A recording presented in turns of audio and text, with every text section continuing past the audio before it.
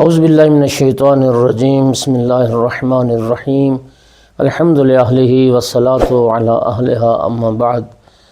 مومنین کرام، ان ایام فاطمیہ میں امام محمد باقر علیہ السلام کے ایک خوبصورت فرمان کے ساتھ حاضر خدمت ہیں۔ امام علیہ السلام نے اپنی جدہ ماجدہ صدیقہ کبریٰ صلوات اللہ علیہا کے متعلق فرمایا: وَلَقَدْ كَانَتْ مفروضۃ الطاعۃ علی جمیع من خلق اللہ۔ فرمایا کہ خداوند عالم نے تمام مخلوقات پر سیدہ طاہرہ صلوات اللہ علیہا کی اطاعت کو واجب قرار دیا ہے۔ من الجن والانس والطیر والوحش والانبیاء والملائکہ۔